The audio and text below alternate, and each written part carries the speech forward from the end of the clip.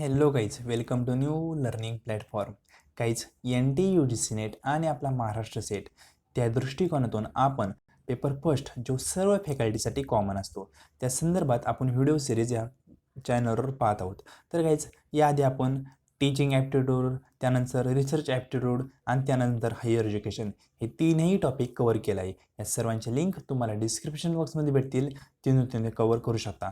त्याचबरोबर या तिन्ही टॉपिकच्या PDFs मी VPD एज्युकेशन या टेलिग्राम चॅनलवर अपलोड केलं आहे, तिथूनही तुम्ही ते पाहू शकता. सर्वांचे लिंक तुम्हाला डिस्क्रिप्शन बॉक्समध्ये आहे, तुम्ही तिथून पाहू शकता. गाईज, आपण आजपासून ICT म्हणजे इन्फॉर्मेशन कम्युनिकेशन टेक्नॉलॉजी या टॉपिकला सुरू करणार आहोत.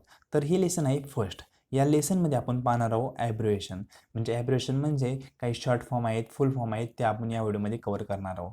आता हा टॉपिक खूप महत्त्वाचा आहे. मी शुअर म्हणलं, याला 100% शुअर का म्हणलं आहे, तर तुम्ही पाहत असताल की एक शॉर्ट फॉर्म फुल फॉर्म कॉम्प्युटर संदर्भात तुम्हाला एक्झाममध्ये दिसतोच.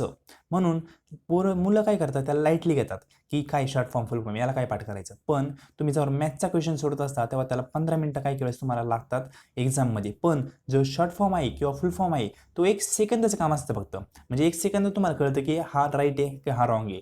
म्हणून हा टॉपिक खूप महत्त्वाचा आहे आणि एक्झाममध्ये क्वेश्चन याच्यातून येतोच. आता या व्हिडिओमध्ये मी काही महत्त्वाचे शॉर्ट फॉर्म आहेत कॉम्प्युटरचे आणि त्याचे फुल फॉर्म काय आहेत त्या संदर्भात मी डिस्कशन करणार आहे. त्याआधी गाईज, हा आहे आपला सिलेबस ICTचा म्हणजे इन्फॉर्मेशन कम्युनिकेशन टेक्नॉलॉजीचा सिलेबस आहे हा. आता यामध्ये आपण पाहिलं ते पहा, त्यांनी पहिलं ते काही पॉईंट दिला आहे, जर्नल ॲब्रिव्हिएशन अँड टर्मिनॉलॉजी. आता टर्मिनॉलॉजी आहेत त्या आपण पूर्णपणे सिलेबसमध्येच कवर करत चालणार आहोत, पण जर्नल ॲब्रिव्हिएशन्स आहेत ते आपण या व्हिडिओमध्ये कवर करत आहोत. ह्या टर्मिनॉलॉजी मी नेक्स्ट लेक्चरमध्ये आणि त्याचबरोबर सबसिक्वेंट लेक्चर जे येतील त्यामध्ये आपण टर्म्स पाहणार आहोत. कॉम्प्युटरच्या काय म्हणजे हायब्रिड कॉम्प्युटर अनेक टर्म्स आहेत त्या पाहणार आहोत. त्यानंतर हे 3 टॉपिक.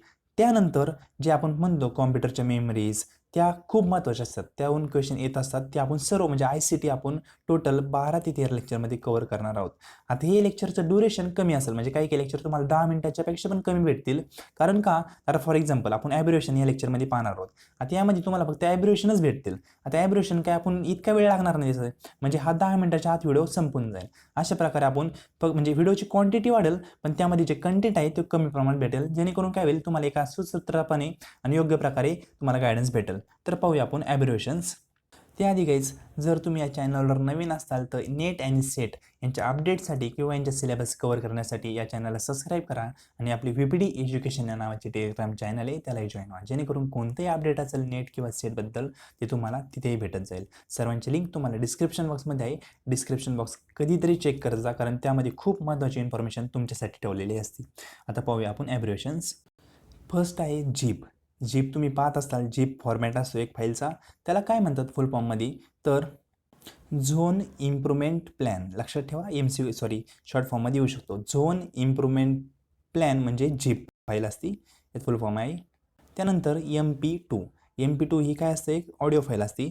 त्यात काय लिहिलं आहे, MPEG ऑडिओ लेअर. इथं पहा शब्दातच आलं आहे ऑडिओ लेअर. म्हणजे MP2 तुम्हाला दिसतं की काही वेळेस तुम्हाला असं पण सांगतात पहा, ऑडिओ फाईल कोणत्या याच्यातल्या किंवा व्हिडिओ फाईल कोणत्या, म्हणजे असे शॉर्ट फॉर्म देतात आणि त्याच्यातून ओळखायला लावतात तुम्हाला ऑडिओ फाईल आणि व्हिडिओ फाईल कोणत्या आहेत. तर लक्षात ठेवा, MP2 असेल तर काय ऑडिओ फाईल असते ती, तर आणि MP4 असेल ती कोणती असते, व्हिडिओ फाईल असते. लक्षात ठेवायचं डिफरन्स. MP2 म्हणजे ऑडिओ फाईल आणि MP4 म्हणजे व्हिडिओ फाईल असते.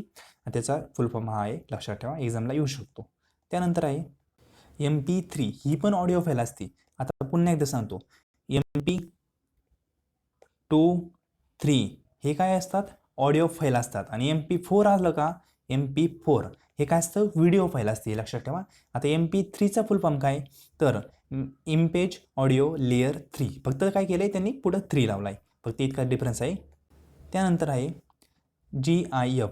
आता GIF म्हणजे पहा तुम्ही व्हॉट्सअपला असतं, GIF म्हणजे एक शॉर्ट व्हिडिओ असतो एकदम काही सेकंदांचा, त्याला काय म्हणतात, ग्राफिक इंटरचेंज फॉर्मॅट. आता हा फुल फॉर्म बऱ्याच वेळा विचारला आहे, GIF. लक्षात ठेवा, ग्राफिक इंटरचेंज फॉर्मॅट. आता असं पण क्वेश्चन येतो की ग्राफिक फाईल कोणत्या हे ओळखा, तर GIF काय आहे, एक ग्राफिक फाईल. इथं शब्दातच आले पहा, ग्राफिक फाईल काय, GIF म्हणजे ग्राफिक इंटरचेंज फॉर्मॅट. लक्षात ठेवा, लिहून ठेवा एका बुकवर. FLV म्हणजे काय, flash live video. Flash live video म्हणजे FLV. आता हे शॉर्ट फॉर्म फुल फॉर्म खूप महत्त्वाचे बरं का काहीच. तुम्ही नेट सेटला जरी तुम्हाला काम आले नाही, तुमचे अदर कॉम्पिटेटिव्ह एक्झाम कोणताही असेल त्यामध्ये शॉर्ट फॉर्म फुल फॉर्म येत असतात, म्हणून एका बुकवर डेफिनेटली लिहा, तुम्हाला याचा फायदा होईलच. त्यानंतर CDA म्हणजे काय, कॉम्पॅक्ट डिस्क ऑडिओ. लक्षात ठेवा, CDA म्हणजे कॉम्पॅक्ट डिस्क ऑडिओ. म्हणजे आता असं पण येईल पहा, CDA, MP3, MP2 हे कोणते फाईल आहेत, तर ऑडिओ फाईल आहेत. लक्षात ठेवा, CDA कॉम्पॅक्ट डिस्क ऑडिओ. म्हणजे असं पण थोडं लॉजिक लावत जा एक्झामला. त्यानंतर JPEGचा फुल फॉर्म काय आहे, जॉईंट फोटोग्राफी एक्सपर्ट ग्रुप. लक्षात ठेवा, जॉईंट फोटोग्राफी एक्सपर्ट ग्रुप. आता जे असो किंवा GIF असो, GIF ते कोणत्या फाईल आहेत, सर्व ग्राफिक फाईल आहेत. म्हणजे JPG असो किंवा JPEG असो किंवा GIF असो, ह्या कोणत्या फाईल आहेत, graphic. Joint photography expert group म्हणजे काय, JPEG. लक्षात ठेवा. त्यानंतर आहे DLL डायनॅमिक लिंक लायब्ररी. त्यानंतर आहे AMR म्हणजे काय, ॲडॅप्टिव्ह मल्टीरेट म्हणजे काय, ॲडॅप्टिव्ह मल्टीरेट. लक्षात ठेवा. त्यानंतर आहे CSS म्हणजे काय, कॅस्केडिंग स्टाईल शीट. लक्षात ठेवा, हा फुल फॉर्म महत्त्वाचा आहे. एक्झामला 2 वेळेस येऊन गेला आहे, नेट एक्झामला एकदा आला आहे आणि सेट एक्झामलाही एकदा आला आहे. CSS म्हणजे काय, कॅस्केडिंग स्टाईल शीट. लक्षात ठेवा, जास्त डीपमध्ये जायची गरज नाही, फुल फॉर्म लक्षात ठेवला तरी पण सफिशियंट आहे. त्यानंतर PHPचा फुल फॉर्म काय, हायपरटेक्स्ट प्रोसेसर. PHP काय, हायपरटेक्स्ट प्रोसेसर्स. लक्षात ठेवा. त्यानंतर XML म्हणजे काय, एक्सटेन्सिबल मार्कअप लँग्वेज. एक्सटेन्सिबल मार्कअप लँग्वेज म्हणजे XML. आता हे तुम्हाला एकाच खट्टी पाठवणार नाही, तुम्हाला 1-2दा व्हिडिओ पाहावा लागेल किंवा एका पेजवर लिहा आणि 2-3दा वाचा, जेणेकरून ते पाठवतील. नंतर आहे PERL म्हणजे काय, practical extraction and report language. म्हणजे काय, PERL practical extraction and report language. त्यानंतर LCD म्हणजे काय, liquid crystal display. LCD liquid crystal display. हा पण शॉर्ट फॉर्म एकदा येऊन गेला आहे नेट एक्झामला, लक्षात ठेवा, येऊ शकतो, रिपीट होऊ शकतो. त्यानंतर ISP म्हणजे काय, internet service provider. ISP internet service provider. त्यानंतर LMLL म्हणजे लो. आता हे लक्षात ठेवा, असं असतं फुल फॉर्म तुम्हाला येईल कसा, LLL असा. LLL तर लक्षात ठेवायचं, लो लेवल लँग्वेज. LLL आला तर काय, लो लेवल लँग्वेज, किंवा MLL आला तर काय, मीडियम लेवल लँग्वेज. असं लक्षात ठेवा, LLL आला तर लो लेवल लँग्वेज आणि MLL आला तर काय, मीडियम लेवल लँग्वेज. LCD आत्ता झाला लिक्विड क्रायस्टल डिस्प्ले. त्यानंतर MIPS millions of instruction per second. आता हा शॉर्ट फॉर्म कुठून आला आहे, तर तुम्ही म्हणता कॉम्प्युटरचे टाईप्स असतात, hybrid computer, super computer, main frame computer. त्यामध्ये हा वर्ड असतो million of instruction per second. म्हणजे कॉम्प्युटर किती सेकंड, एका सेकंडला किती इन्स्ट्रक्शन देतो, त्याचा फुल फॉर्म आहे million of instruction per second म्हणजे MIPS. नंतर NTP network time protocol. PSU म्हणजे काय, power supply unit. Power supply unit म्हणजे PSU. त्यानंतर ROM म्हणजे काय, रीड ओनली मेमरी. ROM म्हणजे काय, रीड ओनली मेमरी. आता हा ROM कधी उपयोगी होतो, जेव्हा आपण काय करत असतो, कॉम्प्युटर ऑन ऑफ करतो. हा क्वेश्चन बऱ्याच वेळा आला आहे की कॉम्प्युटर ऑन ऑफ करताना कोणती मेमरी यूज होती, तर कोणती, ROM मेमरी यूज होती. लक्षात ठेवा. त्यानंतर RAM म्हणजे काय, रँडम ॲक्सेस मेमरी. RAM म्हणजे काय, रँडम ॲक्सेस मेमरी. ही कशी असते, व्हॉलेटाईल असते का नॉन व्हॉलेटाईल असते, मला एक कमेंट बॉक्समध्ये कमेंट करायचं. याचं मी आन्सर तुम्हाला आपल्या आता ICT पाहतोय म्हणले आपण डिस्कस करणारच आहोत. पण माझं एक क्वेश्चन तुम्हाला आहे की RAM जो आहे तो व्हॉलेटाईल आहे का नॉन व्हॉलेटाईल आहे. आता व्हॉलेटाईल म्हणजे काय, की टिकून राहते, आणि नॉन व्हॉलेटाईल म्हणजे काय, टिकून नाही राहत. सॉरी, उलटं बोललं मी. त्यानंतर SSD म्हणजे काय, solid state drive. Solid state drive म्हणजे काय, SSD. त्यानंतर TCP/IP म्हणजे काय, तर ट्रान्समिशन कंट्रोल प्रोटोकॉल, आणि IP म्हणजे काय, इंटरनेट प्रोटोकॉल. आता इंटरनेट प्रोटोकॉल म्हणजे काय, तुम्ही वायफाय ऑन करता पहा मोबाईलचा, त्यावेळेस तुमचा वायफाय समोरच्या मोबाईलला कसा कळतो, तर इंटरनेट प्रोटोकॉल असतो त्यामार्फत कळतो. लक्षात ठेवा, ट्रान्समिशन कंट्रोल प्रोटोकॉल आणि पुढं इंटरनेट प्रोटोकॉल हा फुल फॉर्म आहे याचा. त्यानंतर TN म्हणजे टॉईस निमॅटिक, URL म्हणजे काय, युनिफॉर्म रिसोर्स लोकेटर, URL. त्यानंतर हे झालंच. USB म्हणजे काय, युनिव्हर्सल सिरियल बस, म्हणजे काय USB, जे आपण पेनड्राईव्ह वगैरे त्या टाईपचं असतं त्याला म्हणतो आपण USB म्हणजे काय, युनिव्हर्सल सिरियल बस. आता इथं बस शब्द का वापरला, एक थोडंसं लॉजिक लावायचं. बस म्हणजे काय, आपण इकडून तिकडे USB लावू शकतो म्हणून युनिव्हर्सल सिरियल बस असते, म्हणजे इकडून काढून आपण दुसऱ्या कुठेही लावू शकतो, त्याला आपण त्याचं काय करू शकतो, ट्रान्सफर एका ठिकाणी करू शकतो, म्हणजे बस येते एक प्रकारची युनिव्हर्सल सिरियल बस असं आपण लक्षात ठेवू शकतो. VJA म्हणजे काय, व्हिडिओग्राफिक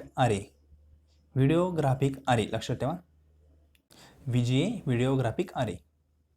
नंतर WAN म्हणजे काय, वाईड एरिया नेटवर्क, म्हणजे वाईड एरिया नेटवर्क.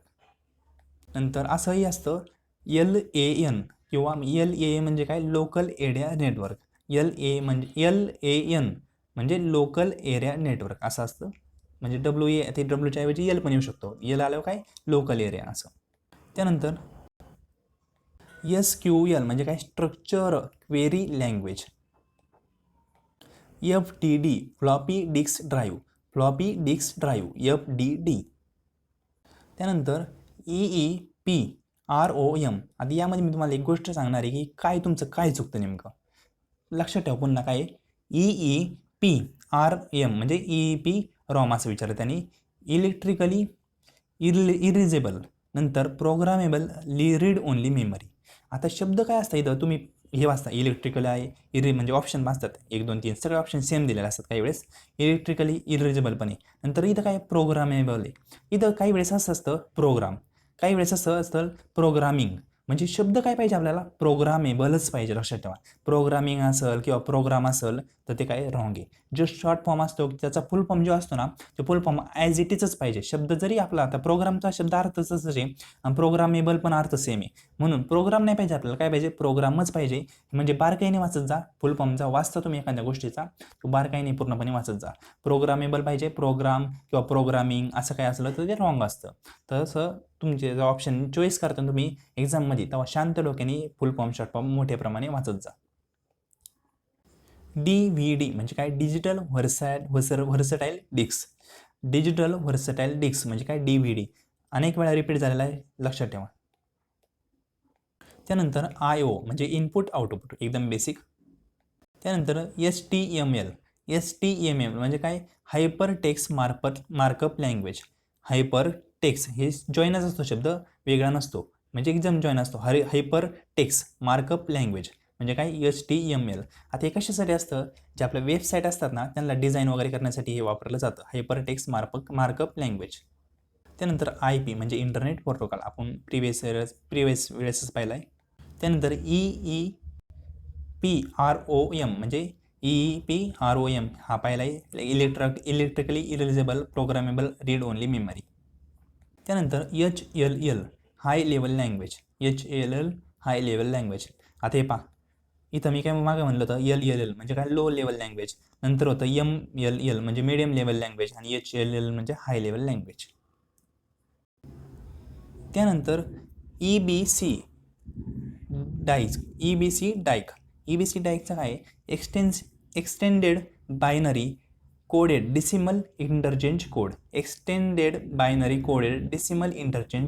म्हणजे काय, EBCDIC, लक्षात ठेवा, extended binary coded decimal interchange code.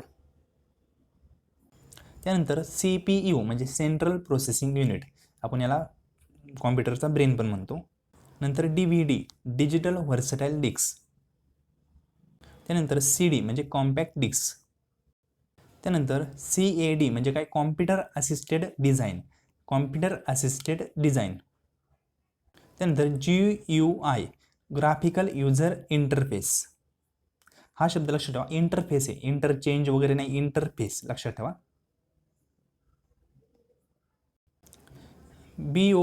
BIOS म्हणजे बेसिक इनपुट आउटपुट सिस्टीम.